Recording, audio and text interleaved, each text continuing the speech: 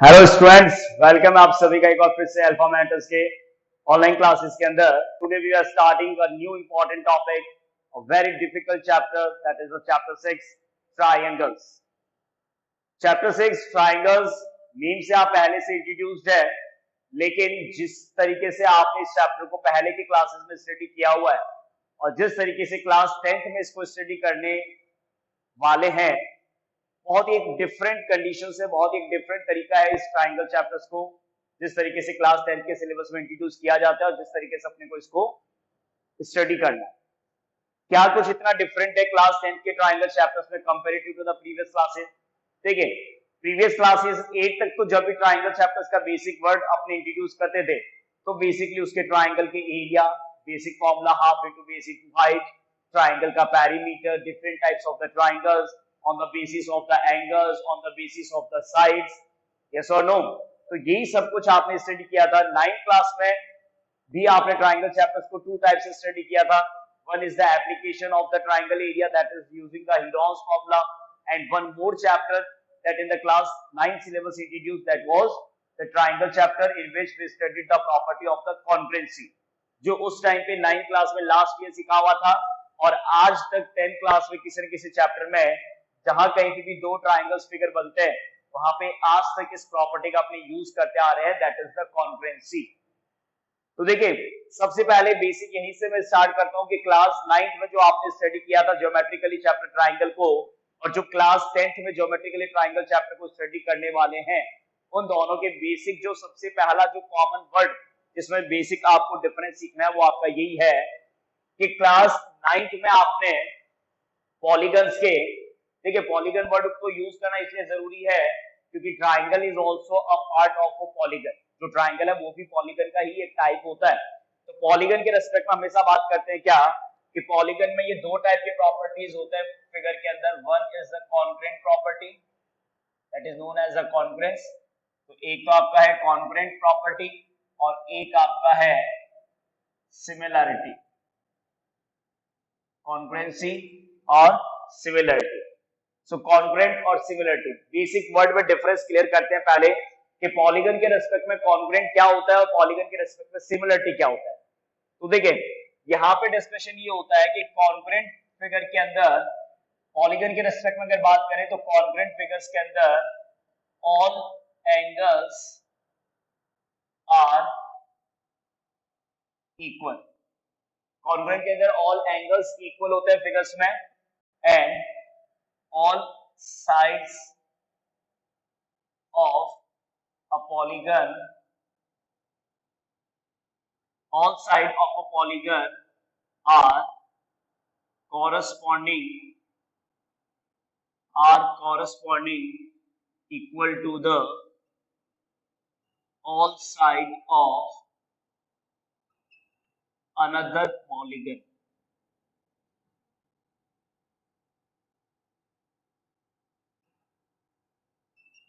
Is it clear? यहां पे भी एक वर्ड ऐड कर देता हूं, ऑल कॉरस्पॉन्डिंग, क्योंकि ये वर्ड अपना आप एक बहुत इंपॉर्टेंस रखता है।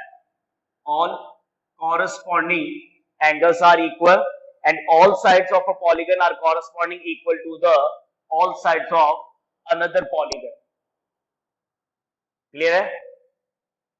All sides of a polygon are corresponding equal to the all sides of another polygon. तो कॉन्ग्रुएंसी के अंदर तो ये स्ट्रक्चर रहेगा कि दो फिगर्स अगर कॉन्ग्रुएंट है, टू पॉलीगन्स फिगर अगर कॉन्ग्रुएंट होते हैं तो फर्स्ट पॉइंट, उन पॉलीगन्स फिगर्स के कॉरस्पॉन्डिंग एंगल्स इक्वल होते हैं, एंड सेकंड पॉइंट, उन फिगर्स के कॉरस्पॉन्डिंग साइड्स के वैल्यूज आपस में इक्वल होते हैं।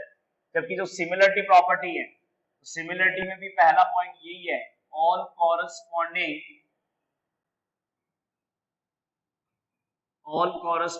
Angles are equal. पॉलीगन के रेस्पेक्ट में बात करें, ध्यान रखिएगा, पॉलीगन्स के अंदर भी सिमिलरिटी होने के लिए कॉरस्पॉन्डिंग एंगल्स इक्वल होते हैं। And the second point, ratios of the sides are proportional। अब ये वर्ड क्या है? Proportional. ratios of sides are proportional। तो देखिए, फिगर्स के रेस्पेक्ट में बात करते हैं। Suppose that if I will draw a two polygon figure, Let's consider the name as ABCD and another figure that is the named as PQRS. Is it clear? If these are the two polygon figures ABCD and PQRS. For example, if we will discuss this types of the angles, suppose that यहाँ पे कोई भी value है angle का A B C D और यहाँ पे कोई भी वैल्यू है एंगल का A B C और D। ये मैंने एंगल्स की वैल्यू नहीं लिखी, इसमें कोई भी एंगल की मार्किंग कर दी। तो देखिए कॉरेस्पॉन्डिंग एंगल्स इक्वल होने का मतलब तो ये हो गया कि एंगल ए पे जो वैल्यू है ए, वही एंगल पी का वैल्यू ए है। तो angle A equal to angle P, angle B equal to angle Q, angle D equal to angle S and angle C equal to angle R. तो ये values angles के आपस में equal है, कुछ भी वैल्यू हो सकता है, कोई प्रॉब्लम नहीं है, फिगर पे डिपेंड करता है। अच्छा, ratios of sides are proportional, ratios of sides. तो देखिए अब बात ये है कि एबीसीडी के रेस्पेक्ट में पीक्यूआरएस को स्टडी करें, एबीसीडी के रेस्पेक्ट में पीक्यूआरएस को स्टडी करते हैं। सपोज दैट अगर ये 2 सेंटीमीटर है, ये वैल्यू आपका 4 सेंटीमीटर है, ये वैल्यू आपका 1.8 सेंटीमीटर है, रफ फिगर है, ये वैल्यू आपका 3.6 सेंटीमीटर है, ये वैल्यू आपका 3 सेंटीमीटर है, ये वैल्यू आपका 6 सेंटीमीटर है, ये एग्जांपल के तौर पे 2.5 है और ये एग्जांपल के तौर पे 5 सेंटीमीटर। तो ये होता है पॉलीगन फिगर्स के लिए similarity property, that first all corresponding angles of two polygons are equal to each other, all corresponding angles of two polygons are equal to each other and the ratios of their corresponding sides are equal. The ratios of their corresponding sides are equal. Easily we can observe that the ratio of the side AB with PQ, AB का PQ से ratio अगर आप calculate करते हो that is 1/2, ratio calculate करना आप सबको आता है।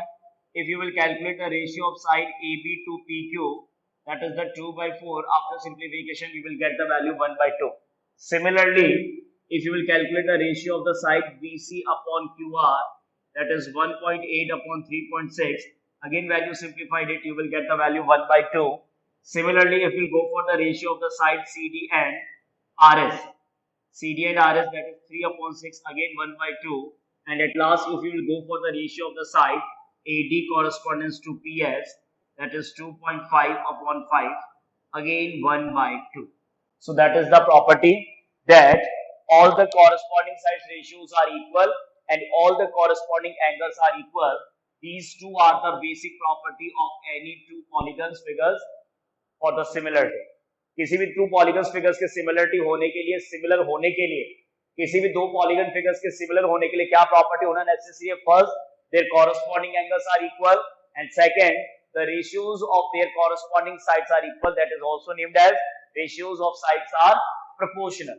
But in the case of congruent, congruent के केस में आपने स्टडी किया था all corresponding angles are equal, दो फिगर्स में अगर corresponding angles equal है, and the second, all sides of a polygon are corresponding equal to the all sides of another polygon, means all sides, जितने भी sides होते हैं polygon में, वो सारे sides दूसरे पॉलीगन्स के कॉरेस्पॉन्डिंग साइड्स के अगर इक्वल होते हैं, इक्वल होने पे वो कॉन्ग्रुएंसी का प्रॉपर्टी होता है और रेशियोज इक्वल होने पे वो आपके सिमिलरिटी का प्रॉपर्टी होता है। तो क्लास 10th के ट्रायंगल चैप्टर के अंदर जिन बेसिक्स पॉइंट्स पे अपने को वर्क करना है वो सबसे पहले आपका कॉन्सेप्ट सिमिलरिटी ही है। लेकिन सिमिलरिटी की किसी भी प्रॉपर्टी और किसी भी थ्योरम को एक्सप्लेन करने से पहले सिमिलरिटी, ये पॉलीगन के रेस्पेक्ट में बताया मैंने आपको, तो सिमिलरिटी की किसी भी थ्योरम और किसी भी प्रॉपर्टी को एक्सप्लेन करने से पहले एक तो मैं आपसे ये डिस्कशन कर लेता हूं कि कॉन्करेंसी के कौन कौन से रूल्स आप ट्रायंगल में स्टडी कर चुके हैं। कॉन्करेंस क्राइटेरिया, क्योंकि ये आपको 10th क्लास में फिर से काम आएगा, ध्यान रखिएगा। कॉन्करेंस क्राइटेरिया जो आप ऑलरेडी जानते हैं, जिसके बिहाफ पे आपने पहले ट्रायंगल्स को कॉन्ग्रुएंट प्रूफ किया है। कॉन्करेंस क्राइटेरिया कौन कौन सी स्टडी आप कर चुके हो? That is first SAS, I think name तो सबको याद होगा ही होगा, SAS, that is the side angle side. थोड़ा सा रिकॉल करते हैं that how it will work in the question. देखिए कॉन्करेंस क्राइटेरिया, अब हाँ ये जरूर है कि ये सब कुछ अपने को ट्राइंगल के रेस्पेक्ट में ही स्टडी करना है, क्योंकि चैप्टर के अंदर पॉलीगन पे डिस्कशन नहीं है। पॉलीगन तो सिर्फ एक प्रॉपर्टी है, मेनली जो भी कुछ वर्क करना है वो ट्राइंगल के रेस्पेक्ट में ही करना है। तो ट्राइंगल्स के अंदर कॉन्करेंसी के अंदर SS क्राइटेरिया का मतलब ये हो गया the two sides and the included angle, the two sides and the included angle of one triangle corresponding equal to the another triangle, then the the triangles are said to be the congruent by the SS property. For example, if these are the two triangles named as ABC and PQR.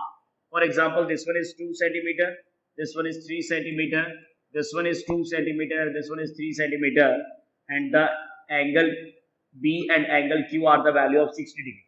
तो ऐसा अगर किसी figure में है तो यहाँ पे आप इजीली ऑब्जर्व कर सकते हैं that the side AB is equal to side PQ, side BC is equal to side QR, and the angle included between these two sides are corresponding equal to each other. So that's why the triangle pair are said to be the congruent by the property SAS, and that is named as side angle side. याद आ गया आप सबको? इस side angle side से triangles में congruency proof होता है. And the second rule is ASA. अच्छा, ASA को कई बार क्वेश्चन में AAS के रेस्पेक्ट में भी यूज कर लेते हैं. ऐसा क्यों होता है? देखिए, सबसे पहले एक सिंपल सा पॉइंट है कि अगर ये आपके पास में दो ट्रायंगल्स है ABC and the other name of the triangle is PQR, तो ABC और PQR में सपोज दैट अगर ये वैल्यू आपका 60 है, ये वैल्यू आपका 80 है और ये वैल्यू आपका 40 है. इसको 40 नहीं लिखते, एक बार इसको रहने देते हैं, अभी समझते एक बार. ये 60 है और ये 80 है. अच्छा, एक बात सिंपल सा पॉइंट है कि इन दोनों ट्रायंगल्स के अगर टू कॉरेस्पॉन्डिंग एंगल्स आपके इक्वल है, that angle A is corresponding equal to the angle P 60 degree and angle B is corresponding to the angle Q, that is the 80 degree. Now, if we will calculate the remaining third angle of the triangle by the angle sum property, if we calculate the third angle of the triangle by the angle sum property, in this triangle, what will be that value? That value is 40 degree, because 80 plus 60, 140, the remaining angle is 40 degree. Similarly, 80 plus 60, 140, the remaining angle is 40 degree. That means, what I want to explain here, that if in triangles two corresponding angles are equal to the another triangle, if two angles of one triangle are corresponding equal to the two angles of the another triangle, then by the angle sum property, definitely that the third angle is also equal to each other. By the angle sum property, that third angle is also equal to each other. That's why if there is a two angles and the included side, for example 60 और 80 given था, इसको एक बार rough कर देता हूँ वापस से. 60 और 80 के बीच में अगर ये 3 सेंटीमीटर है और ये भी 3 सेंटीमीटर है, so in that condition these two triangles figures are congruent by the property ASA. But for example, if this one is given as 3 centimeter and if this one is given as 3 centimeter, so can you say these two triangles are similar or not? Sorry, congruent or not? Then yes. अभी भी आप ये कह सकते हैं क्या that these two triangles pair are also congruent. It is not by the ASA. ASA नहीं है क्योंकि साइड तो इंक्लूडेड ही नहीं है. एंगल्स के बाद में साइड जो है वो नॉन इंक्लूडेड है.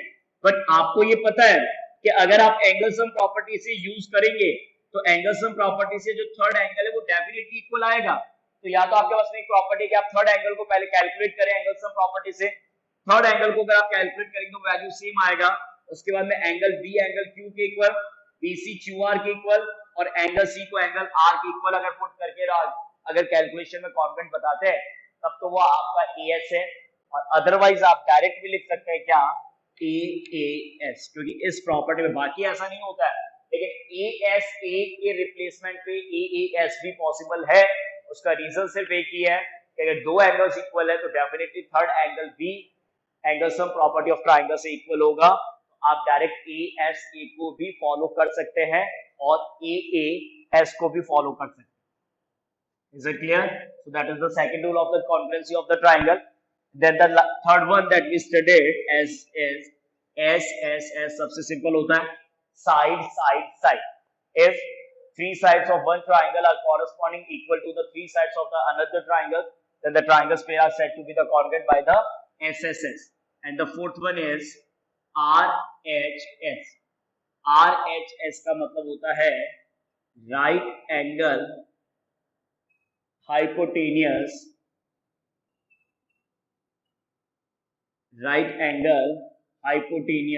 side. That is the means of RHS. RHS rule का मतलब हो गया आपके कॉन्वेंसी के अंदर क्या, right angle hypotenuse side. Is it clear? Right angle hypotenuse side. So two triangles के अंदर अगर आपके right angle equal है, right angle का opposite side hypotenuse, and any other side, if these three corresponding parts are equal to the another triangle three part, then the triangles are said to be the congruent by the property RHS. तो congruence criteria में ये 4 criteria है जिनके respect में आपने class 9 के अंदर different triangles pair को कॉन्ग्रेंट प्रूव किया है, और डिफरेंट ट्राइंगल्स पेयर को कॉन्ग्रेंट प्रूव करने के बाद में जो एनालिसिस करने वाला पॉइंट है वो यही है that if these two triangles pair are congruent, then the remaining parts are also equal, and that is the known as CPCT. I think याद होगा आप सबको CPCT, that is the word means corresponding. The word CPCT is the corresponding parts of congruent triangles. Where we will use this property CPCT? Whenever in the questions we prove that the two triangles are congruent and any other side or any other angle relation if we have to prove equal, then we will use this property that by the CPCT. After the two triangles conditions we proved congruent, and then finally we can write then by the CPCT property the remaining parts of the triangles are also equal. क्योंकि congruency बताने में basically triangles के 3 parts का use करते हैं, चाहे वो sides और चाहे एंगल्स के डिफरेंट कॉम्बिनेशन से बनता है, लेकिन जिस भी कॉम्बिनेशन से 3 पार्ट्स को आपने इक्वल बताया है, तो जो रिमेनिंग 3 पार्ट्स अभी भी है उन ट्राइंगल्स पेयर में, these 3 parts will also equal by the property known as the CPCT, corresponding parts of congruent triangle. Is it clear? Now in the similar way there are some rules, there are some properties, these are known as the theorems. कुछ ऐसे properties और कुछ ऐसे rules है जिनको as a theorems NCERT में define किया जाता है, that what are the different types of the criteria from that we can prove the two triangles pair are similar to each other. Polygons के बारे में सिर्फ इंट्रोडक्शन है, लेकिन पॉलीगन के रिगार्डिंग कोई भी क्वेश्चन है नहीं सिमिलर प्रूफ करने का. पॉलीगन्स की सिमिलरिटी में आपको बेसिक बता दिया. Two figures, two polygons are said to be similar if first all their corresponding angles are equal, second the ratios of their corresponding sides are the same.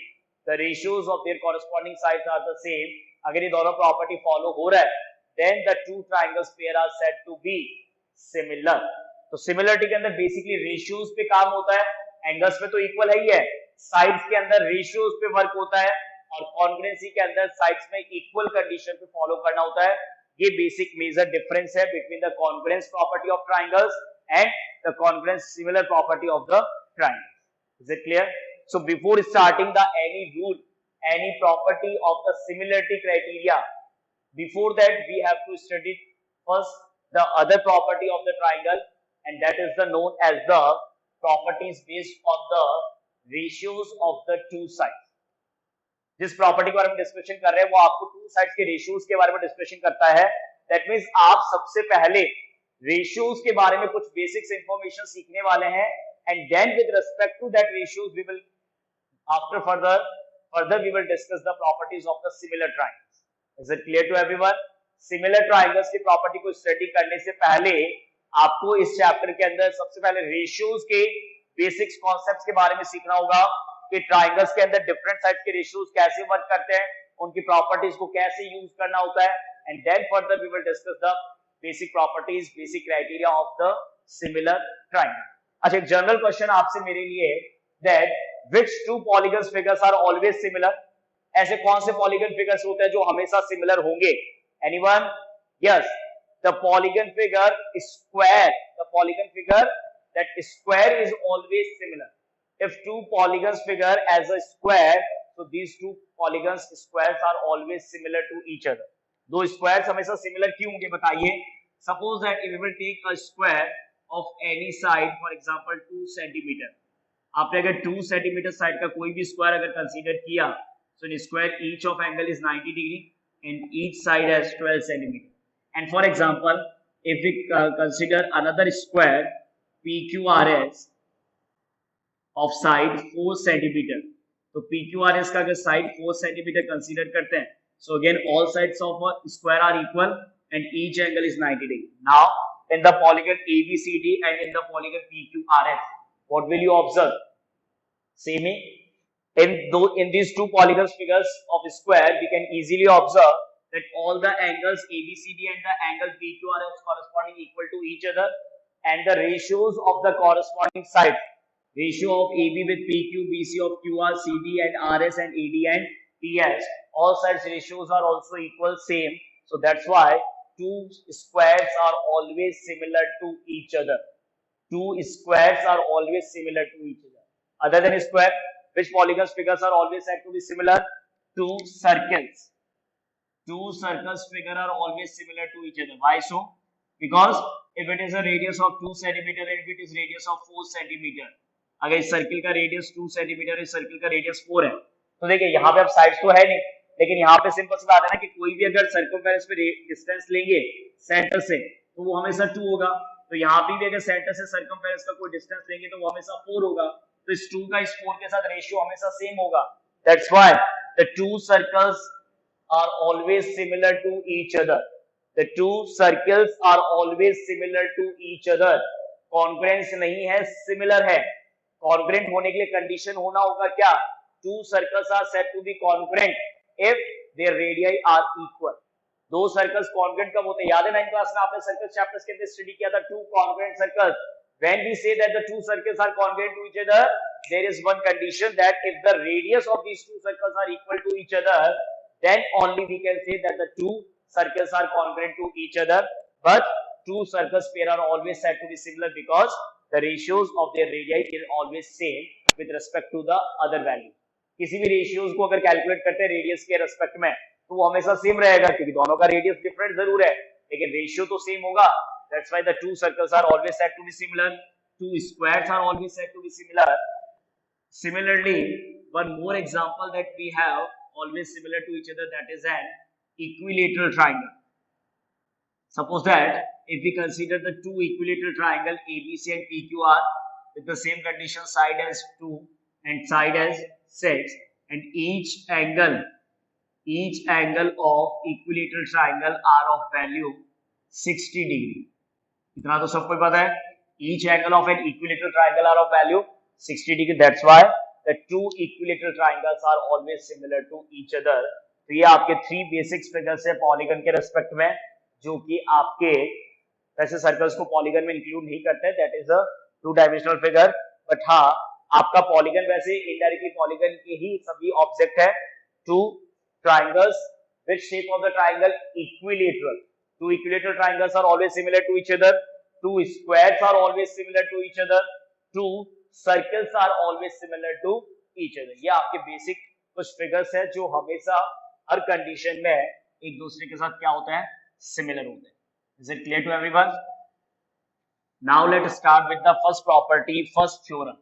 ये सब को तो बेसिक मैंने आपको एक्सप्लेन किया है, बेसिक टर्मिनोलॉजी समझाई है कि इस चैप्टर के इंट्रोडक्शन को करना स्टार्ट कैसे है. उसके लिए मैंने आपको पहले 9th का और 10th का जो ट्राइंगल्स की बेसिक प्रॉपर्टीज में डिफरेंस है वो बताया.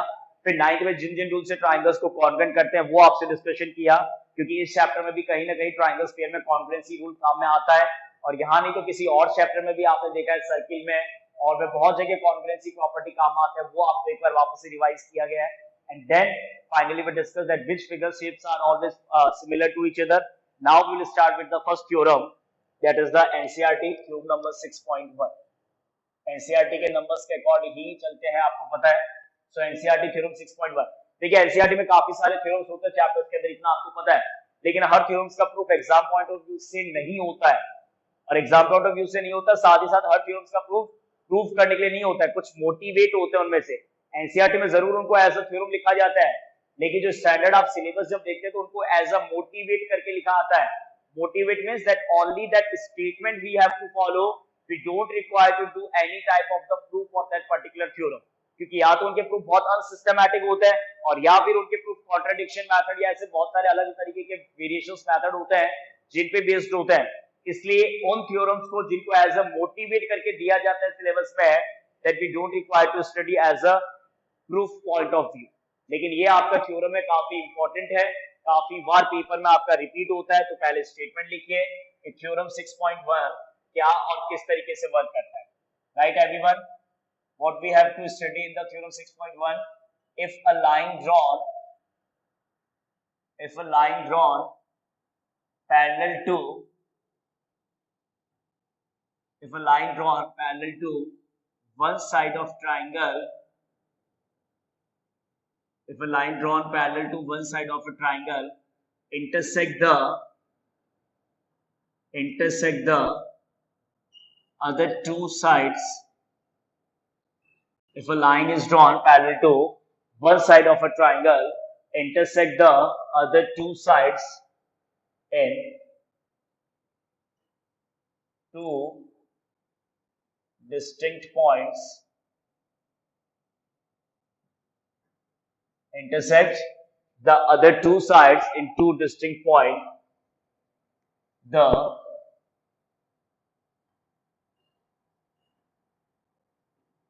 other two sides are divided in the same ratio. That is a statement of the theorem 6.1. Repeat कर रहा हूं वापस से, क्या है, किस तरीके से करना है इसको prove. If a line drawn parallel to the one side of a triangle, all we know that a triangle has three sides, so we have to draw a line parallel to the one side of a triangle, and definitely we'll draw a line parallel to one side of a triangle, so that will intersect the other two sides at the two distinct points. So that is the mention here. There the other two sides in, if a line is drawn parallel to one side of a triangle intersect the other two sides in two distinct points, वो दोनों दूसरे sides को दो अलग अलग point पे intersect करता है. then है, न नहीं है, then other two sides are divided in the same ratio. तो देखिए यही कॉन्सेप्ट है जो मैंने आपसे कहा था कि सिमिलरिटी का सारा काम रेशियो पे होता है, लेकिन जब तक स्टूडेंट्स को रेशियो ही क्लियर नहीं होगा कि रेशियोज की प्रॉपर्टीज को कैसे अप्लाई करते हैं, रेशियोज की प्रॉपर्टीज पे वर्क कैसे करते हैं, उनकी क्या क्या रेशियोज के डिफरेंट टाइप्स ऑफ कंडीशन होते हैं, जब तक उनको नहीं सीखेंगे तब तक आप सिमिलरिटी को नहीं सीख पाएंगे.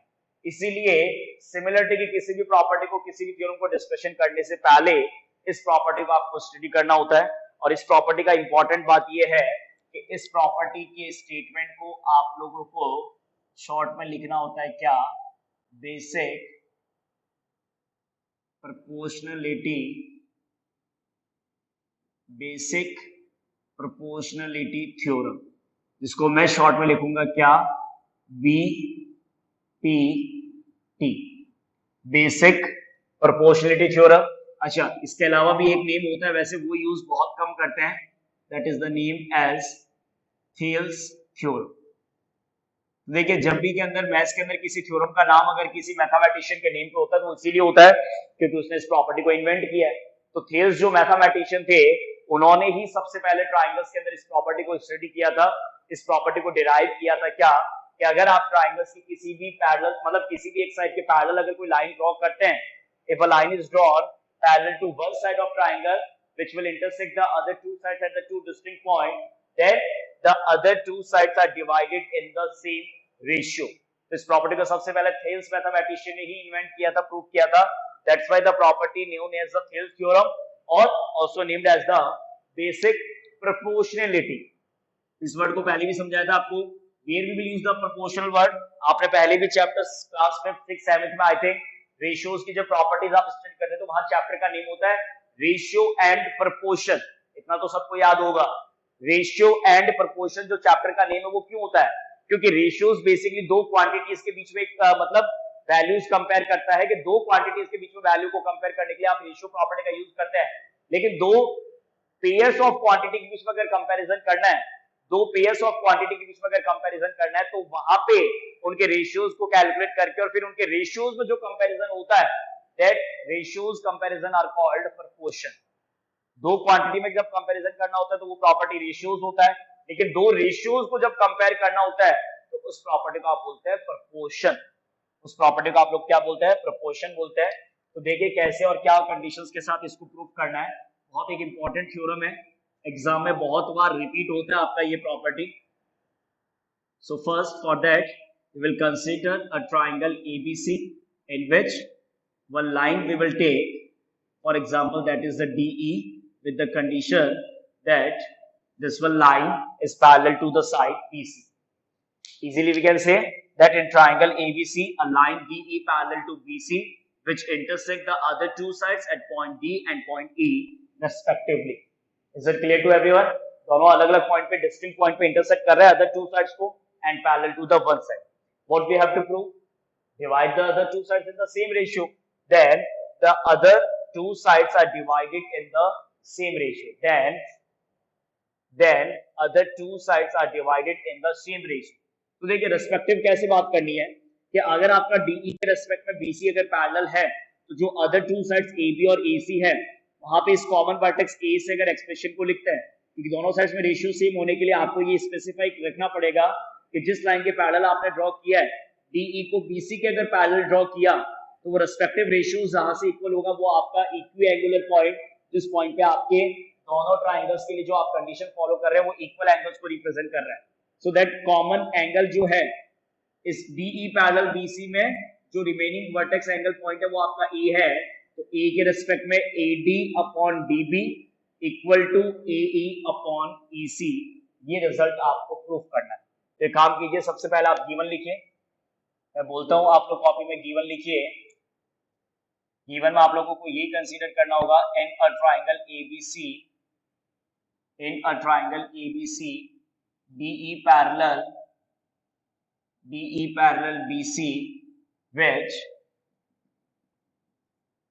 parallel BC which intersect the sides AB and AC at point D and E respectively. Is it clear to everyone? What is the given? In a triangle ABC, DE parallel BC, which intersect the side AB and AC at point D and E respectively. After given, the next one that we have to prove. What we have to prove? The other two sides are divided in the same ratio.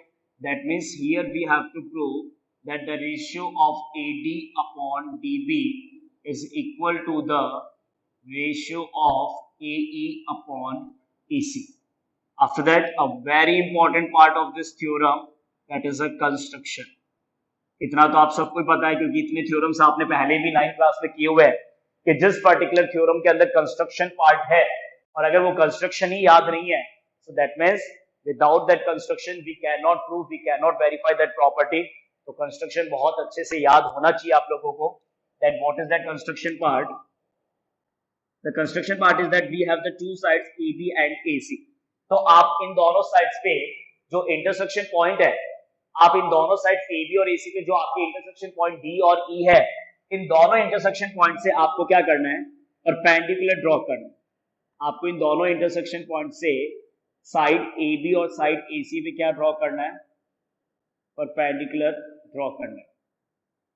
Meaning आपके ऊपर depend करता है कि आप क्या लिखना चाहते हैं और क्या लिख रहे हैं.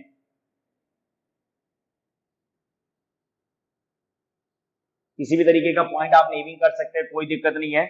तो आपने क्या किया कि साइड AB और साइड AC पे जो आपके इंटरसेक्टिंग पॉइंट D और E है, उन दोनों पॉइंट से आपने परपेंडिकुलर ड्रॉ कर दिया. उन दोनों पॉइंट्स पे परपेंडिकुलर ड्रॉ करने के साथ एक और पॉइंट है कंस्ट्रक्शन का कि आपको वर्टेक्स D और E से वो लाइन जिसके पैरेलल है, DE किसके पैरेलल है? BC के. तो वर्टेक्स D और E को अपोजिट पॉइंट से भी आपको ज्वाइन करना होगा. That is a part of construction. और देखिए जो कंस्ट्रक्शन पार्ट होता है वो फिक्स होता है, उसमें कोई किंतु परंतु नहीं है कि सर ये ही क्यों करना है, कुछ रीजन है तभी ये करना होता है. And without that construction we can not verify that property. तो देखिए दो कंस्ट्रक्शन पॉइंट है, याद क्या रखना है? एक तो आपको साइड्स AB और AC पे जो आपके इंटरसेक्शन पॉइंट है उससे परपेंडिकुलर ड्रॉ करना है. और सेकंड कंस्ट्रक्शन पार्ट है आपका कि जो इंटरसेक्शन पॉइंट D और E है उनको B और C से भी ज्वाइन करना है. तो D से B तो पहले से ज्वाइन है, तो D से C को ज्वाइन कर दिया. E से C ऑलरेडी ट्राइंगल के साइड का ही पार्ट है, तो E से B को भी आपने ज्वाइन कर दिया. तो कंस्ट्रक्शन में आप क्या लिखेंगे? कंस्ट्रक्शन में आपने दो टाइप के कंस्ट्रक्शन किए. पहला, ड्रॉ DM परपेंडिकुलर AC. ध्यान रखिएगा वो दोनों साइड पे परपेंडिकुलर है. DM perpendicular AC and EN perpendicular AB. ये दोनों तो परपेंडिकुलर है. ऑल्सो ज्वाइन इन परपेंडिकुलर के अलावा किसको ज्वाइन करना है आपने? also join DC and EB. Also join DC and EB. DC और EB को भी आपको ज्वाइन करना है. चलिए अब बात आता है कि चलिए सर गिवन स्टेटमेंट समझ में आ गया कि ट्रायंगल्स के वन साइड के पैरेलल लाइन ड्रॉ करना है which divide the other two sides in the same ratio. ये गिवन स्टेटमेंट हो गया. प्रूफ करना है सेम रेशियो में, वो भी समझ में आ गया. इंटरसेक्शन पॉइंट के रेस्पेक्ट में AD और DB का रेशियो और इंटरसेक्शन पॉइंट के रेस्पेक्ट में AE और EC का रेशियो, मतलब इन दोनों साइड के रेशियोज को आपस में इक्वल प्रूफ करना है. इन रेशियोज को इक्वल प्रूफ करने के लिए आपने कंस्ट्रक्शन प्लानिंग भी कर लिया. क्या कि दोनों परपेंडिकुलर ड्रॉ कर दिए और आपके पास में ये कंडीशन हो गया. और इंपॉर्टेंट बात ये है कि गिवन कंडीशन में DE BC के पैरेलल है, ये बात ध्यान रखिएगा. तो कहीं ना कहीं किसी न किसी तरीके से इस पैरेलल प्रॉपर्टी को तो यूज करना ही होगा. वो आपको बाद में याद आएगा कि कैसे और किस तरीके से करना. ओके चलिए अब देखिए कि किस तरीके से इस क्वेश्चंस के प्रूफ को स्टार्ट करते हैं. तो पहले कुछ बेसिक्स प्रॉपर्टी समझाता हूं कि किस तरीके से मैं उसको एक्सप्लेन करने वाला हूं, उसके बाद उसको लिखते हैं. देखिए स्टूडेंट्स, AD का DB के साथ रेशियो अगर लाना है और ये परपेंडिकुलर अगर आपने कंस्ट्रक्शन किया है तो परपेंडिकुलर कंस्ट्रक्ट करने का रीजन सिर्फ एक ही है कि यहाँ पे जो थ्योरम्स का प्रूफ है वो एरिया के रेस्पेक्ट में प्रूफ किया जाए. यहाँ पे थ्योरम का जो प्रूफ है वो एरिया के रेस्पेक्ट में लिखा जाएगा. तो मैं स्टार्ट करता हूँ प्रूफ के अंदर और देखिए आप लोग समझिएगा इस बात को कि कैसे क्या करना. प्रूफ के अंदर सबसे पहले अगर मैं आपसे एक सिंपल सा पॉइंट पूछता हूँ, क्या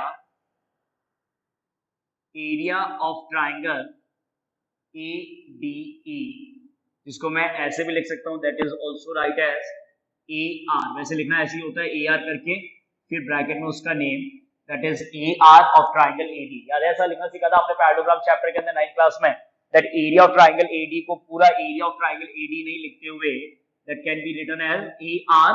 किसका एरिया? ट्राइंगल ADE का.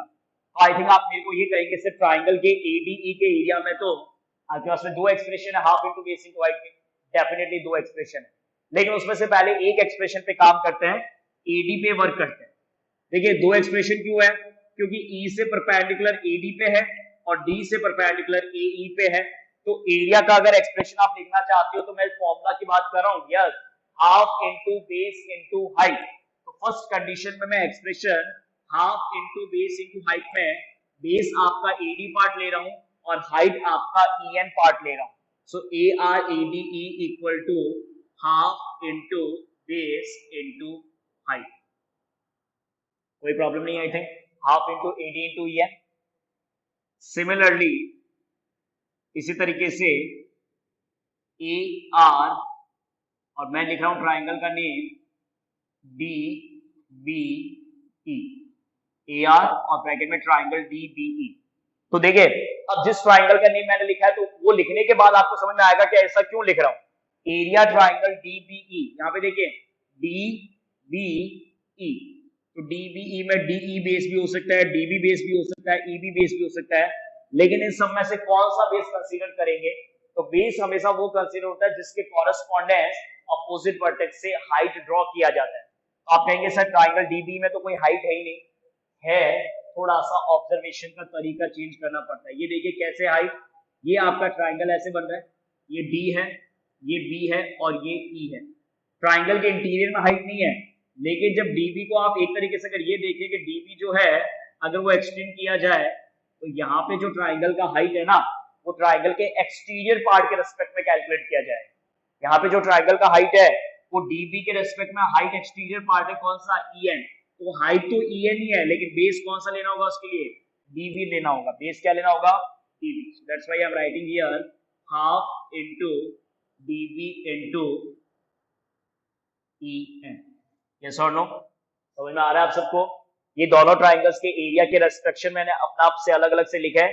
एक बार में बेस AD, तो बेस AD के लिए तो हाइट सिंपल सी बात है कि EN ही काम आएगा, लेकिन ट्राइंगल DB का एरिया एक्सप्रेशन जिसमें बेस DB के लिए भी हाइट EN ही काम आएगा. क्यों? क्योंकि वो हाइट ट्राइंगल के एक्सटीरियर पार्ट से. Is it clear? अच्छा, अब दोनों ट्राइंगल्स के लिए कर लिए. सो अब मैं क्या कर रहा हूं, मैं अब इनका रेशियो एक्सप्रेस कर रहा हूं. क्यों कैसे लिखूं वो सब बाद में समझ में आएगा. जब किसी मूवी का ट्रेलर देखते हैं तो मूवी समझ में थोड़ी आती है, यस और नो? तो ये थ्योरम्स वैसे ही है. स्टार्टिंग जो भी होता है वो एक ट्रेलर की तरह है. जैसे जैसे आगे बढ़ेंगे सीक्वेंस के अंदर वैसे वैसे क्लियर होगा, इंटरवल तक भी समझ में नहीं आता कि मूवी का एंड क्या होगा। तो वही कंडीशन है, जो एक्सप्रेशन लिख रहा हूं वो समझ में आना चाहिए, क्यों किया जा रहा है, कैसे किया जा रहा है, ये सब कुछ जब थ्योरम एंड होगा ना, तब आपको क्लियर होगा कि अच्छा इस तरीके से थ्योरम को एंड किया गया। तो मैथ्स के अंदर ज्योमेट्रिकल प्रूफ सारे एक तरीके से मूवी के ट्रेलर की तरह ही है कि क्वेश्चन देखने पे, क्वेश्चन को रीड करने पे, सॉल्यूशन स्टार्ट करने पे नहीं पता चलेगा कि आगे क्या क्या होने वाला है, लेकिन जब पूरा एंड हो जाता है तब स्टेप फर्स्ट से लेकर लास्ट स्टेप तक की पूरी कहानी क्लियर हो जाती है कि अच्छा इस तरीके से क्वेश्चन को प्रूफ करना है। तो मैं अब इन दोनों ट्राइंगल्स के एरिया रेशियो को डिवाइड कर रहा हूं, एरिया ट्राइंगल एडीई के साथ एरिया ट्राइंगल डीबीई को डिवाइड कर रहा हूं रेशियो के अंदर, डिवाइड करने का मतलब रेशियो फॉर्म के अंदर। तो देखिए यहाँ पे न्यूमरेटर एक्सप्रेशन है half into AD into EN upon में डिनोमिनेटर के अंदर है half into DB into EN. शायद थोड़ा बहुत आपको क्लियर हुआ होगा। अच्छा सर आपने रेशियो इसलिए किया है ताकि रेशियो करने पे हाफ से हाफ का एक्सप्रेशन कट हो गया, ईएन से ईएन का एक्सप्रेशन कट हो गया, तो फाइनली आपके पास में दोनों ट्राइंगल्स के एरिया के रेशियो के बीच में एक रिलेशन आ गया, क्या, AD upon DB, and that is the given as equation number 1। Am I right? समझ में आ रहा है आप लोगों को सभी को? आपने दो अलग अलग ट्राइंगल्स के एरिया लिखे, half into base into height से एरिया ऑफ ट्राइंगल, यहां चाहो तो ब्रैकेट में लिख सकते हो क्या, एरिया ट्राइंगल, कोई भी एरिया ऑफ ट्राइंगल है तो उसका फॉर्मूला होता है क्या, half into base into height. उस एक्सप्रेशन से आपने इनको डिवाइड किया। नाउ अब जिस तरीके से आपने एडी और डीबी का रेशियो डिवाइड किया, तो देखिए डीबी, एडी और डीबीई के रेशियो से एडवांटेज क्या हुआ कि जो प्रूफ करना था उसमें जो रेशियो पार्ट है वो एडी अपॉन डीबी एटलीस्ट आया तो सही एक्सप्रेशन में। तो जिस तरीके से एडी और डीबी का रेशियो एक्सप्रेशन एरिया के रेस्पेक्ट में कैलकुलेट किया गया, अगर यही अब मैं आपसे पूछता हूं क्या कि जिस तरीके से एडी और डीबी के रेशियो एक्सप्रेशन को लिखा गया, वैसे ही अगर आपको एई और उसके साथ ईसी रेशियो के अगर एक्सप्रेशन को लिखना है, अगर इसी के साथ आपको एई और ईसी के रेशियो एक्सप्रेशन को लिखना है, then how will you write it, कैसे लिखेंगे आप लोग? तो देखिए अब मैं क्या कर रहा हूं, वापस से एरिया लूंगा कौन सा, एडीई का ही, क्योंकि स्टार्टिंग में मैंने आपको बोला था कि एडीई के रिस्पेक्ट में half into base into height में 2 बेस है और 2 ही उनके कॉरेस्पॉन्डेंस हाइट है, तो वापस इसीलिए एडीई को लिखा है ताकि इसमें बेस इस बार एई काम में आ जाएगा और हाइट डीएम काम में आ जाएगा। अच्छा, जिस तरीके से इसमें एक्सटीरियर हाइट ड्रॉ किया गया था, वैसे इसमें एक्सटीरियर हाइट भी डीएम रहेगा, लेकिन वो एक्सटीरियर हाइट डीएम के लिए बेस आपका ईसी होगा, तो ट्राइंगल आपका क्या होगा, डीसीई होगा। जैसे इसमें डीबीई लिखा है, वैसे ही यहाँ पे ट्राइंगल का नेम क्या होगा, एरिया ट्राइंगल डीसीई। अब इन दोनों ट्राइंगल के एरिया को डायरेक्टली मैंने डिवाइड फॉर्म में ही एक्सप्रेस कर दिया, क्योंकि मेरे को रिक्वायर्ड रेशियो के फॉर्म में, तो मैंने स्टार्टिंग के अंदर पहले दोनों को अलग अलग नहीं लिखे, सीधा रेशियो फॉर्म में इनको लिख दिया एडीई अपॉन डीसी। तो देखिए एडीई के लिए तो हाफ इंटू एडीई में बेस इस बार एई ले रहे हैं, तो इसके कॉरेस्पॉन्डेंस जो एल्टीट्यूड है, जो हाइट है, वो आपका डीएम है। दूसरे ट्राइंगल डीसीई के अंदर बेस आपका रिस्पेक्टिव है ईसी और इसके कॉरेस्पॉन्डेंस वापस से हाइट आपका एक्सटीरियर है क्या, डीएम। तो फिर से अगर कैलकुलेशन में अगर आप देखेंगे फिर से आपका हाफ कैंसिल हो गया, डीएम से डीएम कैंसिल हो गया, so finally we expressed AE upon EC and that is the equation number 2। ये दोनों कंडीशंस क्लियर हो गए। तो देखिए कंस्ट्रक्शन याद होना चाहिए, पहली बात कंस्ट्रक्शन याद होने के बाद में ये क्लियर हो गया क्या कि एडी अपॉन डीबी का जो रेस्पेक्टिव एक्सप्रेशन है वो तो एडीई और उसके कॉरेस्पॉन्डेंस डीबीई के रेशियो में एक्सप्रेस हो रहा है, और एई अपॉन ईसी का जो रेशियो है वो एडीई और डीसीई के रेस्पेक्ट में एक्सप्रेस हो रहा है। तो अब आप लोग भी मेरी तरह यही सोच रहे होंगे कि सर जिस रेशियो को इक्वल प्रूफ करना है एडी अपॉन डीबी को एई अपॉन ईसी के, तो ये रेशियो इक्वल प्रूफ होना सिर्फ उसी कंडीशन में पॉसिबल होगा, किस कंडीशन में, जब इन रेशियोज के एलएचएस पार्ट आप इक्वल प्रूफ करेंगे, यस और नो? क्योंकि अगर दो इक्वेशंस को कंपेयर करना है, इनके अगर आरएचएस के रेशियोज को इक्वल प्रूफ करना है, तो आरएचएस के रेशियोज इक्वल तभी हो सकता है जब एलएचएस रेशियोज इक्वल होंगे। ये रेशियोज की प्रॉपर्टी होती है कि अगर दोनों रेशियोज को आपस में इक्वल प्रूफ करना है तो एलएचएस के दोनों रेशियोज आपस में इक्वल होने चाहिए। अच्छा, एलएचएस के दोनों रेशियोज में अगर कंपेयर करें तो न्यूमरेटर फिर सेम है, ये भी एक एडवांटेज का पॉइंट है कि दोनों ट्राइंगल्स का मतलब दोनों रेशियोज के अंदर न्यूमरेटर तो सेम वैल्यू है, उसमें भी एरिया एडी है और दूसरे एक्सप्रेशन में भी एरिया एडी है।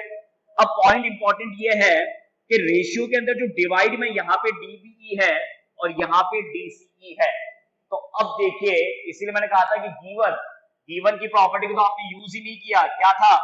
DE is parallel to BC, DE is parallel to BC। अगर DE और BC पैरेलल है तो देखिए, मैं यहां से गिवन और ट्रू प्रूफ और कंस्ट्रक्शन पार्ट को इरेज कर रहा हूं ताकि आप वो समझ पाए कि किस तरीके से रिजल्ट को लिखा जाएगा। तो यहाँ पे जो, और ये नेमिंग भी आपने लिख लिया होगा, थियरम्स थ्योरम या बेसिक प्रोपोर्शनलिटी थ्योरम, आपको पता है। तो यहां से देखिए स्टूडेंट कि जो सेकंड पार्ट रेशियो के अंदर है DBE और DCE, तो इतना कहने पे स्टूडेंट्स को आइडिया तो लग जाता है। अब वही वाली बात है कि 9th क्लास की प्रॉपर्टीज अगर क्लियर नहीं है तो मैं यहाँ पे आपकी कोई हेल्प नहीं कर पाऊंगा। 9th क्लास की कौन सी प्रॉपर्टी का यूज कर रहे हैं यहाँ पे? 9th क्लास में आपने स्टडी किया था, if two triangles are on the same base and between the same parallels are equal in area. ये प्रॉपर्टी आपने प्रूफ किया था क्या? Two triangles are on the same base and between the same parallel are equal in area। तो देखिए यहाँ पे students DBE and triangle DCE, DBE और DCE में सेम बेस आपका DE है, और ये जो DE लाइन है वो क्वेश्चन में गिवन कंडीशन में BC के पैरेलल है। तो ये दोनों ट्राइंगल्स, तो यहाँ पे प्रॉपर्टी लिख रहे हैं क्या? Since triangle DBE and triangle DCE are on the same base, that same base is the DE, and are on the same base and lie between the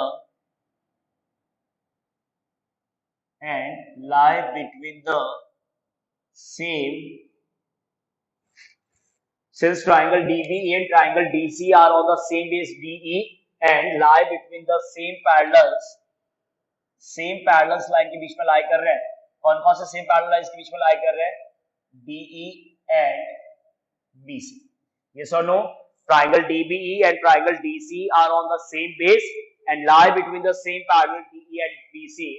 Therefore ये इस तरीके से प्रॉपर्टी होता है क्या? That area triangle DBE equal to area triangle DCE, equation number 3। तो देखिए अब फाइनली वो कंडीशन आपके सामने है जो आपको प्रूफ करना था। क्या? इक्वेशन 1 के अंदर न्यूमरेटर में, इक्वेशन 2 के न्यूमरेटर में सेम एक्सप्रेशन है। इक्वेशन 3 का एक्सप्रेशन ये है, जिससे कि आपको ये पता चलता है कि इक्वेशन 3 से आपको ये पता चल जाएगा क्या कि इक्वेशन 1 का डिनोमिनेटर LHS के अंदर जो डिनोमिनेटर है और इक्वेशन 2 में जो LHS में डिनोमिनेटर, ये डिनोमिनेटर भी आपस में क्या है? इक्वल, क्योंकि इनको आपने इक्वल बता रखा है इक्वेशन नंबर 3 में। So finally if we will write, what we will write, therefore from equation 1, equation 2 and equation 3 we get equation 1, equation 2 और इक्वेशन 3 से बताइए क्या रिजल्ट आएगा। कुछ स्टूडेंट्स होते हैं जो 3 को पहले इसमें पुट करते, तो पुट करके वो अननेसेसरी टाइम वेस्ट करना है। समझ में क्लियर आ रहा है कि 1 और 2 का LHS पार्ट का न्यूमरेटर सेम है, इक्वेशन 3 से 1 और 2 का डिनोमिनेटर पार्ट भी आपका सेम है। तो डेफिनेटली जब आप इक्वेशन 1, 2, 3 को कंपेयर करेंगे, then what we will get? We will get AD upon DB is equal to AE upon EC। Yes or no? And that is the condition which we prove. So we write hence proved. Is it clear to everyone? AD upon DB equal to AE upon EC. AD upon DB equal to AE upon EC, and that the condition which we proved. Is it clear to everyone? समझ में आ गया आप सबको? तो ये आपका है basic proportionality theorem. ये आपका है basic proportionality theorem, that is the statement if a line drawn parallel to the one side of a triangle intersect the other two sides in the two distinct point, then other two sides are divided in the same ratio। तो इस property को आपको questions में कैसे use करना है वो आपको क्लियर हो गया होगा कि ट्राइंगल्स में 3 साइड्स में से अगर किसी भी एक साइड के पैरेलल आप लाइन ड्रॉ करते हैं, ट्राइंगल्स के 3 साइड्स में से अगर किसी भी एक साइड्स के पैरेलल अगर आप लाइन ड्रॉ करते हैं तो डेफिनेटली वो लाइन जो है वो अदर टू साइड्स को 2 डिस्टिंक्ट पॉइंट पे इंटरसेक्ट करेगा, और वो लाइन जो 2 साइड्स को 2 डिस्टिंक्ट पॉइंट पे इंटरसेक्ट करेगा तो उन दोनों साइड्स के रेशियोज जो है, उन दोनों साइड्स के जो रेशियोज है वो आपस में क्या है, उन दोनों साइड्स के जो रेशियोज है वो रेशियोज आपस में क्या है, इक्वल है। ये कंडीशन आपने प्रूफ कर दी। तो देखिए इसके कुछ बेसिक्स कंडीशन बता देता हूं कि क्या क्या डिफरेंट पॉसिबिलिटीज बन सकती है। अभी आपने डीई ड्रॉ किया था बीसी के पैरेलल, अगर इसी तरीके से मैं अगर क्वेश्चन के अंदर जैसे अभी तो आपने डीई ड्रॉ किया था, अब अगर मैं इस तरीके से यहाँ पे ड्रॉ करता हूँ डीई और यहाँ पे आपके फिगर में क्लियर है कि इस बार जो मैंने डीई ड्रॉ किया है ये किसके पैरेलल ड्रॉ किया है, किसी भी एक साइड के पैरेलल, तो किसी भी एक साइड में यहाँ पे डीई किसके पैरेलल है, एसी के पैरेलल। तो डीई अगर एसी के पैरेलल है then divide the other two sides with the same ratio। तो क्या बताया था, जिसके पैरेलल है उसके अपोजिट वर्टेक्स से रेशियो को लिखना होता है। कौन कौन से रेशियोज इक्वल है, BE upon EC equal to BD upon DA. इसी तरीके से अगर इसी ट्राइंगल पेयर के अंदर अगर आप साइड ड्रॉ करते हैं, जैसे अभी आपने इस तरीके से डीई को एसी के पैरेलल ड्रॉ किया, अब इसी तरीके से अगर मैं यहाँ पे फिगर में डीई को ड्रॉ कर रहा हूँ और यहाँ पे जो आपका डीई है वो एबी के अगर पैरेलल है, तो फिर कॉरेस्पॉन्डिंग साइड्स जो इक्वल रेशियो में डिवाइड हो रहा है वो किसके रिस्पेक्ट में लिखेंगे, सी के रिस्पेक्ट में, क्योंकि जिसके पैरेलल है उसके अपोजिट वर्टेक्स से रेशियोज को लिखना होता है। तो CE upon EA equal to CD upon D. तो तीन पॉसिबिलिटीज हो सकती है पैरेलल लाइन के, तीन पॉसिबिलिटीज में तीन पॉसिबल रेशियोज के पेयर्स हैं जो मैंने आपको अलग से बता दिए कि इस तरीके से आपको इनको कंसीडर करना हो। अच्छा, नेक्स्ट प्रॉपर्टी पे भी डिस्कशन कर लेते हैं, क्योंकि नेक्स्ट जो आपका थ्योरम है वो इसी थ्योरम का कन्वर्स है। इसी थ्योरम का कन्वर्स कैसे है, इस बार स्टेटमेंट ये कह रहा है, if a line divide the two sides of a triangle, if a line divide the two sides of a triangle in the same ratio, if a line divide the two sides of a triangle in the same ratio, then it is parallel to third side। ये है आपका theorem 6.2 that is also named as the converse of BPT।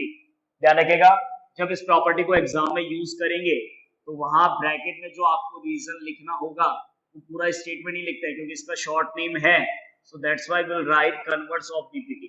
जैसे 9th class में याद होगा आप लोग empty लिखते थे, mid point theorem and converse of mid point, तो वहां पूरा स्टेटमेंट थोड़ी लिख के आते थे, वहां पूरा स्टेटमेंट थोड़ी लिखते थे mid point of one side parallel to another side, नहीं, आप सीधा लिखते थे converse of mid point theorem.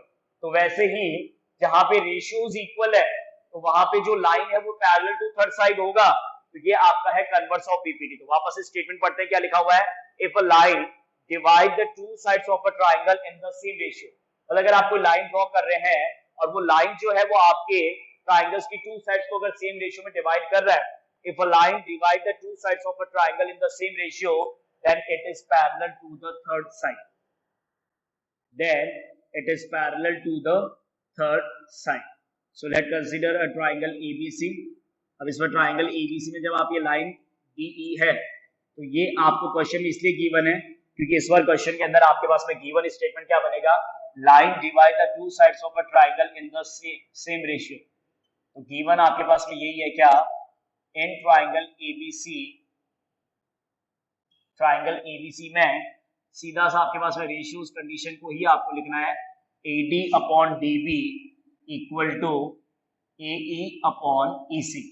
In triangle ABC AD upon DB equal to AE upon EC। Is it clear? ये आपके पास में कंडीशन गिवन होगी टू प्रूव। अब यहाँ पे आपको ये प्रूव करना है कि इस बार जस्ट उसका कन्वर्स क्यों है, क्योंकि प्रीवियस कंडीशंस में पैरेलल गिवन था, then divide the two sides in the same ratio.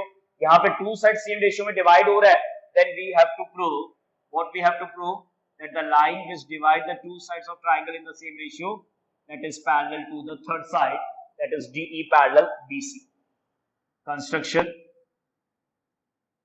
Construction वैसे इसमें कुछ नहीं है, सीधा प्रूफ के अंदर ही बात करेंगे। अब देखिए प्रूफ के अंदर स्टार्ट कुछ ऐसा करना पड़ेगा कि यहाँ पे कुछ एज्यूम करना होगा, जिसको बोलते हैं कॉन्ट्राडिक्शन। मैथड पे बात कर रहे हैं, कॉन्ट्राडिक्टरी तरीके से बता रहा हूं कि इस थ्योरम को कैसे प्रूफ करते हैं। जैसे याद होगा आपको number system real number chapter के अंदर जब रूट 2 को इरेशनल प्रूफ करना डिराइव करते हैं तो याद है आप लोगों को कि रूट 2 को इरेशनल प्रूफ करने के लिए रूट 2 इरेशनल प्रूफ नहीं होता, जबकि उसको ये प्रूफ किया जाता है कि root 2 is not a rational. तो उसी तरीके से बीई को बीसी के पैरेलल आपको प्रूफ करना है इस कंडीशन के साथ में, जिसमें कंडीशन है आपका AD upon DB equal to AE upon EC. तो ये अगर रिजल्ट आपको प्रूफ करना है कि इन रेशियोज के इक्वल होने के लिए आपको डीई और बीसी को पैरेलल प्रूफ करना होगा, तो अपने को एज अ कंस्ट्रक्शन मतलब एज अ प्रूफ ये एज्यूम करना होगा क्या कि अगर ये लाइन डीई जो है वो अगर बीसी के पैरेलल नहीं है तो डेफिनेटली आप पॉइंट डी से कोई ना कोई ऐसा एक लाइन ड्रॉ कर सकते हैं। लेट इफ पॉसिबल यहाँ पे पॉइंट ई है और यहाँ पे पॉइंट आपका एफ है, और कंडीशन ये एज्यूम किया गया क्या, let if possible DE is not parallel to BC. Let if possible, अगर ऐसा पॉसिबल हो क्या तो अपने ये लेट कर रहे हैं DE is not parallel BC, then there will be a line through point D which will be parallel to AC, and that line is that we can say that line is DF parallel to BC. ये आपको consider करना होगा, then there will be another line DF parallel to BC. तो ये आपको proof में सबसे पहले लेट करना होगा क्या, let if possible,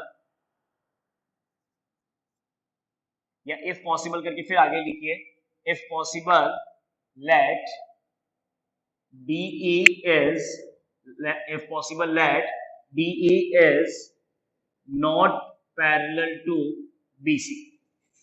If possible let DE is not parallel to BC, then there will be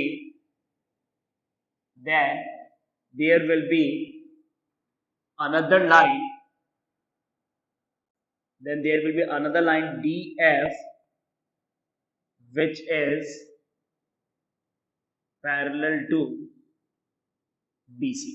अगर DE पैरेलल नहीं है तो डेफिनेटली कोई दूसरा लाइन होगा D से, तो वो मान क्योंकि पैरेलल तो प्रूफ करना है तो पैरेलल में DE नहीं आके अपने मान लेते हैं कि कोई DF लाइन होगा DE के प्लेस पे जो कि BC के क्या होगा, पैरेलल होगा। तो DF को अगर BC के पैरेलल अगर आपने माना है तो अब आप लिखेंगे क्या, इन ट्राइंगल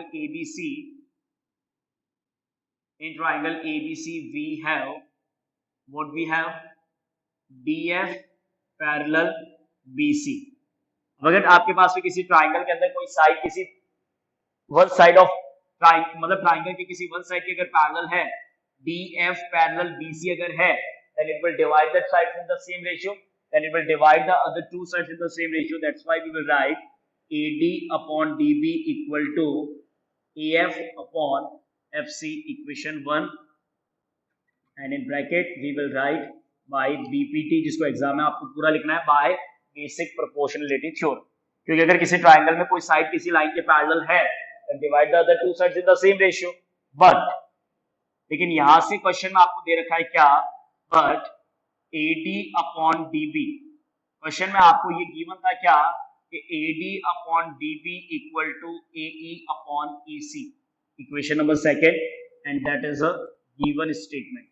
आपके पास में गिवन कंडीशन में यही था कि AD अपॉन DB जो है वो AE अपॉन EC के इक्वल है, therefore from equation 1 and equation 2, जब आप इक्वेशन 1 और इक्वेशन 2 में कंपेयर करेंगे, therefore from equation 1 and equation 2 we get what we will get from equation 1 and equation 2, equation 1 और इक्वेशन 2 से आपको ये रिजल्ट मिलेगा क्या कि दोनों इक्वेशंस के LHS रेशियो सेम है। तो दोनों इक्वेशंस के अगर LHS रेशियो सेम है तो डेफिनेटली दोनों इक्वेशंस के RHS रेशियोज भी तो सेम होंगे, यस और नो। अब इसी रेशियोज प्रॉपर्टी पे वर्क किया था आपने, देखिए यहां से मैं आपका रिजल्ट लिख रहा हूं क्या, from equation 1 and equation 2 we get what we will get AF upon FC is equal to AE upon EC, AF upon FC is equal to AE upon EC। अब देखिए, अब मोस्ट इंपॉर्टेंट वर्क यहाँ पे ये है कि आपको ये बताना था कि DE जो है वो BC के पैरेलल है, लेकिन आपने DE के प्लेस पे आपने ये एज्यूम किया है क्या कि DE के प्लेस पे DF जो है वो BC के पैरेलल है। तो अगर आपको अब DF की जगह DE का रिजल्ट प्रूव करना है तो उसके लिए एक ही पॉसिबिलिटी है क्या कि अगर ये F पॉइंट E पॉइंट के साथ क्या हो जाए, कोइंसाइड, अगर आपके पास में ये कंडीशन आ जाए कि F point will coincide with point E और F पॉइंट को E पॉइंट के साथ कोइंसाइड प्रूफ करने के लिए आपको ये प्रूफ करना होगा क्या, कि पॉइंट A से F का डिस्टेंस और पॉइंट A से E का डिस्टेंस, अगर एक ही पॉइंट से दो अलग अलग पॉइंट्स के डिस्टेंसेस अगर सेम है तो ऐसा प्रैक्टिकली तो कभी पॉसिबल नहीं है, वो कभी होगा जब वो दोनों पॉइंट एक दूसरे के साथ कोइंसाइड करेंगे। तो मेरा टारगेट अब ये है कि EF, ध्यान से सुनिएगा, EF और AE डिस्टेंस को इक्वल करना है। AF और AE डिस्टेंस को अगर इक्वल करना है तो दो बातें जो यहां से आपको समझनी पड़ेगी, पहले तो क्या, रेसिप्रोकल और both side and adding one we get. देखिए समझना होगा, उसके बाद आप क्वेश्चन माइंड में लाएगा कि ऐसा क्यों करना है। Reciprocal on both side and adding one we get, reciprocal करके वन ऐड करना, तो देखिए क्या रिजल्ट बनता है। जैसे आप इनका रेसिप्रोकल करते हैं, रिजल्ट आपका बनता है FC upon AF equal to EC upon AE, और जैसा आपको कहा था कि दोनों तरफ +1 आपको करना है। दो स्टेप समझिए पहले, रेसिप्रोकल करके +1 करने का एडवांटेज क्या है और क्यों इसको करना है, क्या कंडीशन आपके सामने आएगा। तो जैसे आप रेसिप्रोकल करके +1 करते हो, यहां से एलसीएम पार्ट आपका AF है, तो न्यूमरेटर में है AC प्लस AF, यहाँ आपका एलसीएम के अंदर डिनोमिनेटर पार्ट AE है, तो न्यूमरेटर में है EC प्लस AE। अच्छा फिगर देख के ये बताओ मेरे को कि FC प्लस AF क्या है। फिगर देख के आपको ये समझ में आना चाहिए कि FC प्लस AF, तो सर ये दोनों तो ऐड हो गए, AC बन गया, चलिए ये AC बन गया, तो ये AC अपॉन AF है। अच्छा EC प्लस AE क्या है, फिगर में EC प्लस AE भी तो क्या है, ये भी तो AC ही है, ये भी बन गया AC अपॉन AE। अच्छा दो रेशियोज में अगर न्यूमरेटर न्यूमरेटर सेम है या डिनोमिनेटर डिनोमिनेटर सेम है तो कंपैरिजन में AC से AC तो कैंसिल हो ही सकता है। तो जैसे आप इनको क्रॉस मल्टीप्लाई करते हो तो वैसे ही आपके पास में रिजल्ट क्या आता है, AF इक्वल टू AE। अब समझ में आया कि मैंने रेसिप्रोकल करके वन ऐड क्यों किया। आप भी ये सोच रहे होंगे कि सर आपने तो कर दिया, चलो समझ में भी आ गया, कैसे आइडिया लगता है कि रेसिप्रोकल करके वन ऐड करना है। तो देखिए मैंने अभी आपको क्या समझाया था कि जिस कंडीशंस को अपने प्रूफ करने जा रहे हैं उसके लिए पॉसिबिलिटी एक ही है क्या, कि पॉइंट A से F का डिस्टेंस और पॉइंट A से E का डिस्टेंस आपस में इक्वल होना चाहिए। तो जो एक्सप्रेशन रेशियोज के अंदर इक्वल लाना है और जो एक्सप्रेशन रिक्वायर्ड नहीं है, तो देखिए जिस एक्सप्रेशन को AF को और AE को इक्वल लाना था वो इन दोनों रेशियोज के अंदर न्यूमरेटर पार्ट में, लेकिन अगर मैं बिना रेसिप्रोकल किए हुए वन ऐड कर देता तो शायद FC और EC बचता। तो FC और EC वैसे ये भी कर सकते हैं, कोई दिक्कत नहीं है, ये भी एक पॉइंट था कि FC और EC को भी अगर आप इक्वल कर देते तो मना नहीं था, लेकिन ये मैंने इसलिए रेसिप्रोकल करके आपको समझाया है ताकि आप पॉइंट ये समझ पाए कि अगर आपके पास में कोई रेशियोज के अंदर ऐसा पार्ट है जो आपको इक्वल प्रूफ करना है, जैसे A से F और A से E, और अगर ये पार्ट आपके दोनों रेशियोज के अंदर न्यूमरेटर में है, लेकिन अगर आपको इनको इक्वल प्रूफ करना है तो उसके लिए एक ही पॉसिबिलिटीज है कि पहले आप उसका रेसिप्रोकल करें और फिर रेसिप्रोकल करके उसमें वन को क्या कर दें, ऐड कर दें। जैसे आप दोनों तरफ रेशियोज के अंदर वन ऐड करेंगे एलसीएम पार्ट बनेगा, तो FC plus AF whole side AC आएगा, EC plus AE whole side AC आएगा, AC से AC पार्ट कैंसिल होके finally we will get AF equal to AE, और AF इक्वल टू AE के बाद में आपको ये लिखना है but this is only possible when, ये कब पॉसिबल होगा बेटा, when points F and E coincides, yes or no, ये तभी पॉसिबल है, but this is only possible when points F and E coincide।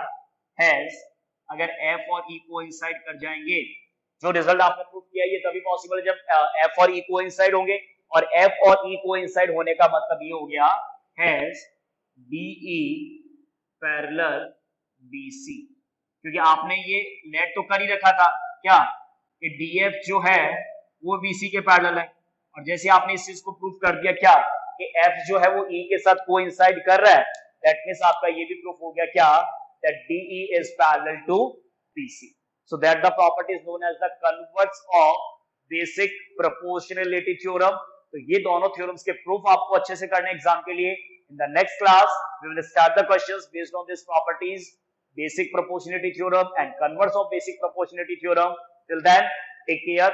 Thank you, students.